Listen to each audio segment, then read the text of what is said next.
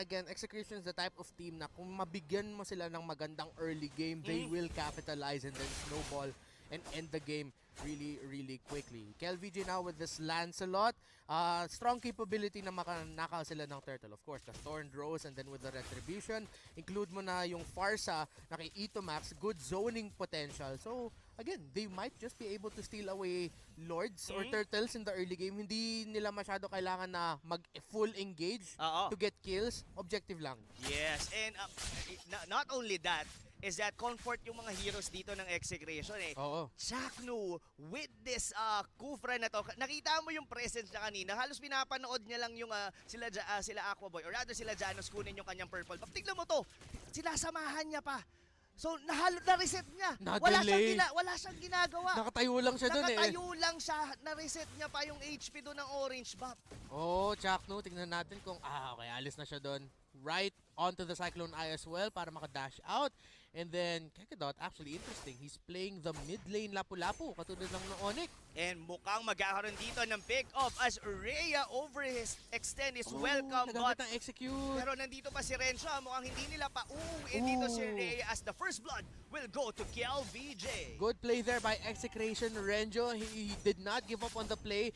Yung ginawa niya is umikot siya to where Barats wanted to go para hindi siya makatakas kasi mo-force yun na lumapit sa Torre si Rhea, which opened up the Thorn Rose kill para kay KelVJ. Saka ang ganda rin nung pag-cut ng lanes ni Renzo doon eh. That's one of the reason kung bakit nadi-delay palagi si Rhea with its Barats. And meanwhile, dito naman sa may bandang gitna, Cignal yata ang magiging kapalit as he will die on the mid lane. Pero ang sagot ng Execration dito, kunin na lang muna natin yung Turtle. Yeah, that's gonna be a trade. They're gonna get the gold from the shield turrets, yung Cignal Ultra. Execration naman, nakuha nila yung Turtle and makukuha din nila yung purple buff. Wow! Dito ng Cignal Ultra for Janus' Claude. Sunod-sunod yung mga yung mga objective na nakukuha ngayon ng Execration. Ito rin yung nangyari during game number 1. They were in control on the early stages of the game. Paano nila i-keep up to Reptar? And they can just keep up how they're rotating right now. Cignal just has to be careful na wag masyado mahuli by his own. Kasi of course with Kekadot on the Lapu-Lapu in the mid lane, mataas yung threat with the early game physical damage burst. And then ayaw mo naman ipabilis yung farm nung Lapu-Lapu na yun because that's gonna make the objective fights much harder considering the fact na meron kayong Farsa sa team nyo. Yes, and look at that. Both lanes, masasabi ko rito, Reptar, sumasabay yung parehas ng side lane ngayon dito ng Execration compared to what happened during game number 1. Tingin mo ba para sa side ng Cignal Ultra, is it the same story na kailangan lang nilang i-hold tong early game and they were gonna do it on the mid game katulad nung nangyari kanina? Yeah, just because they have the Claude as their jungler and then may double fighter sila. Although they have the Lunox on the side lane, again, it's good lane hold. The Lunox din naman, putting it in the gold lane means di masyado madali ipitas yan kasi nakaka-order of brilliance siya. May pangtakas naman siya. So yeah, it's exactly the same story as game number 1 para sa Cignal. Yes, and we haven't seen yung combo na napag-usapan natin kanina, itong Lunox and together with the Akai. Pero dito sa bandang gitna, here we go. As the bravest fighter dito, ginamit ni Kekadot para lang makatakas. And KelVJ has to disengage. That is 20 seconds before the turtle spawns. And walang bravest fighter dito, ang Cignal Ultra, that Lapu-Lapu. Execration though, they might not be able to take it right away pag nag-spawn na yung turtle. So that means the bravest fighter will be back para kay Kekadot if Cignal push this. Nako, inabangan na dito nila KelVJ. Stolen. And that was a stolen. Pero walang retribution dito ang Execration. Was it the right play? Mukhang ang Cignal Ultra yata nasa kabilang side ng mapa rito. We're in to contest the turtle. Yeah, turtle for Execration but Cignal Ultra, be respecting the fact that yung Harith yung kalaban nila, kailangan nila ihinto yung farm ng Harith niya. So it might be slower na makita natin yung power spike ng Harith if mabasag ng Cignal Ultra yung Torre niya. But again, the problem is yung ginagawa nilang trade-off is yung turtle na pupunta sa side ng Execration and hindi pa nila napipitas yung Harith or nababasag yung Torre niya. Or baka ito na ang magiging sagot dito ng Cignal Ultra as they get a pick-off. Pero kung papansinin mo rito, ang napipick up lang kadalasan ng Cignal was Cignal. Exegration are more than happy na i-sacrifice si Cignal as long as KelVJ, Eto, Max, or the rest of the member of Exegration gets the farm. Masyadong mataas yung focus ng Cignal Ultra dun sa top lane. They have to start watching their side lanes kung saan nagsisplit push si Renjo. Kasi muntikan na niya mabasag yung bottom lane tower na yun. And if nabasag na yan, that's gonna open up the map para kay Renjo on that Benedetta to be more of a presence para sa mga teamfights. Yes, open up talaga ang sagot as KK.Tito. Uy, nakabuhay pa! Muntikan pa siyang ma-pick off doon ni Renjo, and most of the members ngayon dito na Exegration already secured their first core item. May Calamity Reaper na dito. Si Kelra and Renjo secured his first brute force. Pero ito na, the Hurricane Dance on KelVJ. Pero nakapag-Thorn Rose puncture out or Phantom Execution. Wow! Masyadong madulas si The King. Hindi pa siya napitas doon, Reptar. Ayaw na talaga matalo dito ni KelVJ. Great escape there. A beautiful setup though by Ben Sanity. Muntikan na nahuli din si KelVJ. The Hurricane Dance, ready si Aquaboy to follow up. But again, KelVJ nakatakas. And now, Rhea is paying the price of the fact that si Renjo nakasplit push masyado. But actually, it's Cignal Ultra na nakabasag ng Torre muna dun sa bottom lane. So, yeah, this is a bit more pressure now for Renjo actually. Oo. May pressure na posibleng mangyari doon on the bottom lane as the outer turret has already been destroyed ngayon dito ng Cignal Ultra. The turtle has spawned at dito na ngayon umiikot ang mga members ng Exegration.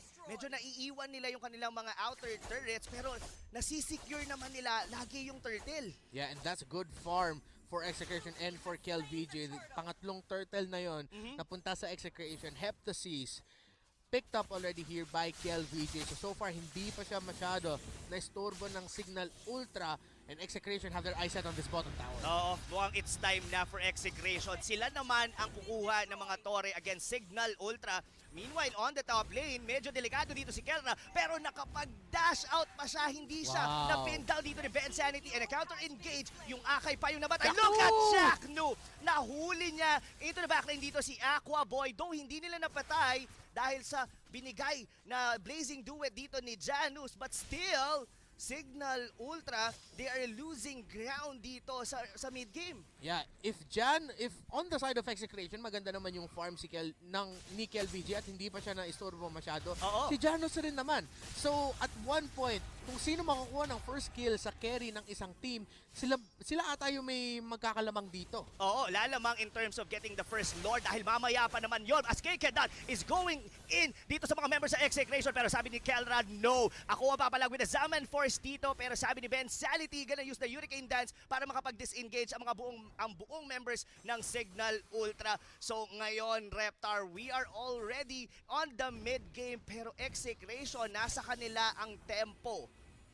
How will they want to use this against Cignal Ultra? Well, so far, it seems like they're playing the right things. If they can get a pick-off with Cignal just like this one. Katulad nga no, na pick off na naman doon yung tank ng Exegration. Pero ang kapalit doon ay si Janus.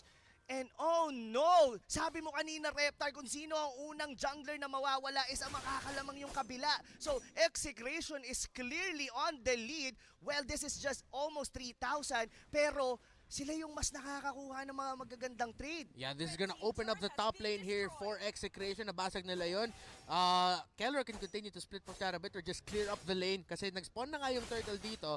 Execration might have their eyes set on securing that unless they will continue to push nga. Hindi sila maglalaban doon kasi yung Lord na ang nag-spawn. So Cignal Ultra baka mawalan ng second tier tower doon sa taas. Oo nga, parang hindi sila magre-react doon sa gitna. And right at this moment, Execration, mukhang mababasag nila yung inner turret sa top lane ngayon ng Cignal. Though, nadepensahan pa naman ito ng Cignal Ultra. So far, Reptar, looks like Execration, they are definitely in control as the Lord already respawn.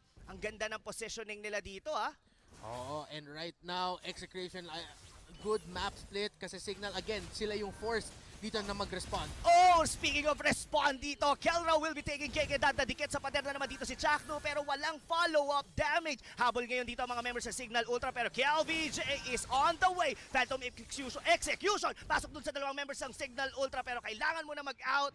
And that's gonna be the flicker! Flicker! Wow. With the Detona's welcome pero nakapag-puncture out naman dito ang ating Lancelot and isang miyembro ang nawala for Cignal Ultra and that's gonna be KK Dot. Mukhang susubukan yata ng execration kunin tong Lord Oo, Kelrock already has the Holy Crystal along with the Feather of Heaven and Calamity Reaper. Siya ang magiging light of hope dito para sa execution come team fights. The damage coming out of the Harrison, the dash as well. 44%, 9 times pick. Sino makuha ng third? Nakuha ni KK Dot Oh my at goodness! lapu-lapu last hit yung Lord do. Namatay naman dito yung Akai. Medyo malalim na rin yung lapu-lapu. Ganti ng api dito for Counterplay. execration. 2 members down. But still, ang balita, nakuha pa rin ng Cignal Ultra ang Lord. Di Omanoy, may isang lapu-lapu nakakuha ng isang Lord na Oh. dapat sa execration na. And now execration, man, yung mga moments in mapapa-Oshi ka na lang eh. Mapapa-Oshi dito ngayon ng mga members ng execration. Nangyari to kanina. The Cignal Ultra has been getting the Lord and from that position, nakakabawi sila heading towards the late game. Nako, Reptar, will this be the same story as game number 1? It might just be, but the game is still close. 3K pa rin ang lamang dito ng execration. May laban na naman dito. Yung laban na yon ay pagdikit na naman kay Cignal sa pader. Pero habol naman dito ang mga members na sila Kelra going in. Electo final blow. And si Renzo nasa backlines na ngayon dito ng Masyado Cignal malalim. Ultra. Pero naiwan siya doon. Ngayon, nasa kanya na ngayon ang mga mata dito ng mga members sa Cignal Ultra. Pero kailangan mo nang mag-back away, disengage. Cignal Ultra still respecting the damage potential pero mukhang hindi na. Papasok na yata sila dito as 3 members of Cignal is wanting to get the outer turret on the mid lane ngayon dito ng execration as Cignal wala siya ngayon dito. Walang tatangke para sa side ngayon dito ng execration na counter engage. Si Renzo. Pero ito na naman yung Akai. Renzo naman ngayon ang mahuhuli. KLVJ! Ooh! But KLVJ. Tapos bigla! Oh my! Pero might be a disaster, Mahuli Reptar. yun. Mahuli siya. Mukhang wala na siyang dash and patapos na yung animation ng Detona's Welcome. I think, pagbalik natin, makita natin si KLVJ na nakain na ng Detona's Welcome ni Barats. Oh, wow. Medyo nagkasunod-sunod yun. Cignal, siya yung unang na-pick off. That's one of the reason kung bakit aggressive na gumalaw doon yung Cignal Ultra. Tapos nahuli pa si Renzo. Tapos syempre, sabi ni KLBJ, hindi naman po pwede yung bastang patayin si Kuya Renzo. Nagkasabay-sabay. Ngayon, naipit siya ngayon sa gitna. Oo. Man, again, the story, balikan natin, Rob. Ito na ano ang mangyayari sa balita. Ay, Pero, oh! Thorned Rose! sinong may sabing mahuhuli ako? Kuya Reptar, Kuya Rob Luna. Ito ngayon, counter disengage ngayon. Or engage ang execration. Sila ngayon ang humahabol. Cignal going in with Ben Sanity with the Tyrant's Revenge. Labanan ng mga tangke. Pero out na muna ang parehas na team. Nako, Reptar, masasabi ko lang, mukhang pantay na tayo ngayon heading into the 13-minute mark of game number 2. Let's look at the items. Pantay na naman, and already a golden staff and a demon hunter sword now on that Claude. 8.2k pa rin yung gold. Ben Sanity, muntikan na siya. Makuhuli na naman ng isang pick-off on Ito Max. And look at that. Kailangan nilang ingatan yon dahil si Ben Sanity talagang hindi ka bibigyan ng panahon makahinga. Pero ito na nga, bawi ngayon dito ang mga execution. Ben Sanity used the flicker to get away and balik na naman tayo. Ngayon, ito ngayon ang nangyayari, or rather ang storya, Kuya Reptar. Yung talon ng Akai ang kadalasang pang-engage with the Hurricane Dance. It's either mang-ipit sila or Oo. ibalik ka nila doon sa mga sa mga kakampi nila to get a burst down. Katulad niyan, Oh, may naipit another na one. naman. At hindi lang inipit, kinain pa dito na nung Barats and Cignal barely alive, flicker out, nakaalis pa yung bola. At Oo. ngayon, buhay si Cignal, KLVJ going in for Ben Sanity. backline. Sa backlines, Aqua Boy ngayon ang nabura. Ngayon, double kill pa ngayon yung Benedetta. Sino pa dito ang susunod as Rhea is about to go down. 3 members ngayon dito ng Cignal Ultra ang nawawala. KK Dot, ito na ngayon ang bawi ng execration sa pagkuha mo sa Lord. Kanina lang, pero kailangan yatang huminto. Pero wala na daw. Tore lang, trabaho lang, walang personality, Kuya Reptar. Grabe naman doon. Cignal Ultra nag-overcommit sila sa pick-off kay Cignal. Kinumit na nga yung Detonas welcome, Oo. Hurricane Dance, yung Blazing Duet nga ni Janus dun, yung ano, nasa gilid lang, May nasa galit. dulo ng Blazing Duet, si Chakno, just a few hits yung nakuha niya. So yun yung sign para sa execution, wala na silang ulti, tatlo sa kanila walang ulti, sige, hahabulin natin sila. Cignal Ultra have to be careful with plays like that, dapat hindi sila mag-overcommit sa pick-offs. Oo, parang may galit sila kay Cignal eh. Oo nga Diba? eh. Dinikit mo na, sabay kinain mo pa, parang halos lahat ng mga ultimate, binato na nila doon, at nabuhay pa dito ang ating Kufra, of course, Cignal making the plays for the team of Execration ngayon. Buhay na yung Lord. Execration, sinusubukan na naman nila tong kunin. Kailangan nilang maging maingat. Kekedot, he got a lucky shot dito sa Lord pero hindi na yata mauulit yon as sinong nakakuha? That's gonna be Eto Max ngayon. Engage. Laban Si na naman. Janus! Here we go. Look at the blazing duet coming from Janus. Chak nung unang nabura. Sama mo na rin dito si Renjo. Two members down para sa side of Execration. KelVJ now running away. Hindi na yata makakaabot pero still, good news na secure naman nila ang level 2 Lord. That was a good counterplay though by Cignal Ultra. Alam nila, okay, we don't need to rush into it. Mukhang nasa side na ng execration yung Lord. Sige, subukan na lang natin makakuha ng pick-offs dito and they were able to land 2-on-2 Chaknu and Renjo. So magagawa na lang dito ng execration is just to manage the waves a little bit. Hindi sila makakahanap masyado ng play unless sobrang confident sila. Makahanap sila ng isa and they have information where the others are. Sige, they can try to go for the push. Yes. But with the lack of tanks, mahirap gawin yun. Mukhang mahirap na nga yun. At titignan mo rito, buhay na ngayon lahat ng members dito ng Execration. One of the reason why Cignal Ultra, binabangga na nila yung Lord doon sa may top lane. Still, kayang-kaya pa naman to depensahan ng Cignal Ultra as Janus farm dito ang Claude. And nakita natin kanina on that certain Lord team fight, halos nabura yung dalawang members doon ng Execration. Look at this item, DHS, Golden Staff, and most likely dalawang defensive item, Queen Swings, and na. going for the Athena Shield para hindi siya kagad ma-burst down ni Eto Max. Yeah, but now Execration splitting the map really well. Kekedot, nakabigay na siya ng informasyon. Alam nila kung nasan si Chakno and si Renjo. Kekedot, masyado maaga lumabas doon. Oh, speaking of maagang lumabas doon, sinubukan niya na mag-Ruby DD play dito ni Aqua Oh! Boy. Pero siya ang nahuli dito ni Kelra. One man down for the side of Cignal Ultra. Nako, si Rhea, hinahabol si Kelra. Nahuli! Pero hindi umabot yung dila. Oh no! Pero sabi dito ni Keke, dat akong bahala dyan sa harit na yan. Nagkahiwa-hiwalay na dito ang mga members as Janus barely alive with his blazing duet. Nakapag BMI out pa.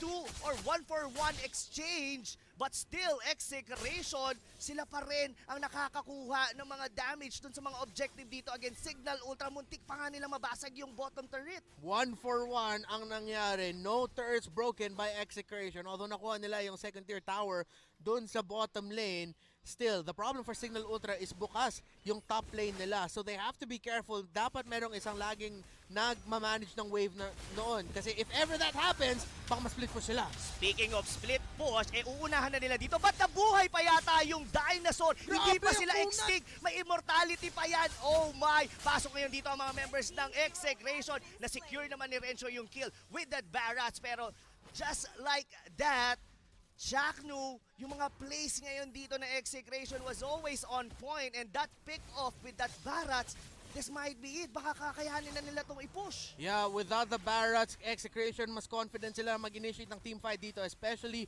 with their two assassins, the Benedetta and then the Lancelot. Yun talaga yung biggest threat ever since game 1 dito on the lineups of Cignal Ultra. It's the counterplay of Rhea on the Barrats. Divine Glaive already picked up here by Farsa, so makakatulong yun sa damage ng frontline, sa sustain ng Cignal Ultra, which again, what they went for in game number 1, strong frontline sustain. Yes. Now for Cignal Ultra, Aqua Boy, kanina pa niya na-pick up yung Divine Glaive niya as well. So, kaya si Chakno mabilis siya dito ma-damage siya because of the items, the magic penetration items that Cignal, the penetration items that Cignal has. Medyo fino-force to ng Execration ha, yung pagbasag dito sa may bottom lane.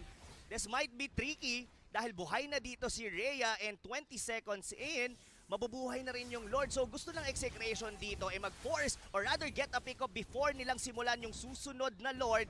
Halos lahat ng mga minion wave naka-shove sa base ng Cignal Ultra. And right now, Cignal Ultra, will they contest yung third Lord? Dahil tingin ko, mahihirapan ni sila pag nakuha na naman to ng Execration. Kayang-kaya nila i-contest, but they have to watch out for the bottom lane and they have to watch out for the split push of Renjo kasi baka yun yung maging difference maker dito. Kelra also Oh. picking up the Divine Glaive as well. So madami ng magic penetration dito sa execution. This Barats, sanay na tayo na makita na mabilis mahuli. That might not be the case come this point in the game. Yes, I like what you pointed out, yung mga Divine Glaive natin. Kasabihin na natin may mga Athena Shield kayo, hindi na masyado nagmamatter yon as the penetration coming or the magic damage coming from Execration talagang masakit na. Pero still, Execration, they are parang hindi pa rin sila gagawang ka-confident. Susubukan nilang kunin dito yung Lord Reptar. Will they go? Kay Kadat nandito na naman sa vicinity ng Lord. At Jackno kumakasa. Going dito sa may lapu-lapu. Hinuli niya rito si Kay Kadat. Pero naka-out with the bravest fighter ngayon naman. Si Renjo sa likod? Ang sagot. But naku, Renjo with the Electro Final Blow. Ginamit niya na lahat ng kanyang skill pero nag-disengage ngayon dito ang mga members sa Execration. Pero may naipit dito si Kiel. Will he still be alive? Pero nakatakas pa rin! Oh no! Members of Execration, kahit konti na lang ang buhay, nabubuhay pa rin. And that's gonna be a pick-off para dun sa Barats. And disengage na muna sila rito. Nag-regen yung dalawang assassin ng Execration. It might be another go time. Jackno! Pero sabi ni Jackno, hindi. No! Dahil kayang-kaya ni Kelra together with this etong kufra na to, Ben Sanity will be taken out. Oh! With a flicker. So many close calls sa laban na to, pero mukhang Execration, makakabasag sila ng Torres sa gitna, pero Blazing Duet na ginamit na, but here comes Cignal for the response. Yun na ang responde dito ng Cignal Ultra, pero mind you, Reptar, merong immortality dyan si Chakno. Tumalon sa likod dito si Aqua Boy, pero si Kelra pa rin ang namumuno. Look at that, with the Chrono Dash, sumasayaw-sayaw na dito yung Harit, and just like that, Execration getting kill after kill. Sabi ni Keller, nahinto yung TikTok ko. Ba't naghinto yung record? Ang ganda na nung, wow. Oo Doon na Alam mo, may part sa akin na napahinto ako magsalita kasi hinihintay ko kung makakatakas si KLVJ at hindi niya ako binigo, nakatakas siya doon. Surprising placers. Again, ito yung the past few minutes. Actually, yung entire game na to, sobrang daming close calls for either side. Close calls na makapick off ang Cignal, and then close calls makapick off yung EXE. Grabe. Even Ben Sanity, I really thought na makakatakas. Pero ang pinaka-commendable doon is that two assassins ng side ng Execration, kailangan nilang mag-regen. That was the Benedetta and as well with the Lancelot. Pero baliwala yun. I mean, Chakno with Kelra, alam nila na kaya nilang sumabay sa mga members ng Cignal Ultra kahit dalawa lang sila. Yeah, may isang crucial thing na nangyari dun sa team fight na yun or around that Lord pit where eventually napitas dun si Barats is nung the second time na nag-re-engage na sila for the full-on team fight, actually nakahinto ng dash, pangpasok si Chakno on the Lapu-Lapu and the Barats. Kasi of course, 1,000-pounder and then as well as the second skill, the Justice Blades of the Lapu-Lapu, dash counted yun as dash or blink skill. Yes. And since nandun si Chakno with the bouncing ball, hindi sila nakahanap ng angulo for the dive kasi na-interrupt sila, na-knock up sila ng bouncing ball ni Chakno. That very little thing, I think, also saved Execration from a really bad situation kasi ang ganda na sana yung angulo ng pagpasok ng Cignal doon. Oo, yung mere fact na mayroong bouncing ball doon and even the fact na si Shaq, kung kanina it was Ben Sanity yung nag-i-initiate with the Hurricane Dance, hindi na hinahayaan kahit si KK Dot with even Immortality, pinapasok na rin siya ni Chakno. And now, the game is back on. Ano ang mangyayari dito, Ron? Ang unang nangyari ay nawala ng Immortality or rather namatay doon si Ben Sanity. Mukhang hindi pa yata ready sa unforce dito ang mga tropa natin from Cignal Ultra as 4 members down. Dito nag-grow as a player si Aqua Boy, medyo nanigas with the Winter Tranchon and looks like Execration will force a Game 3 against Cignal Ultra.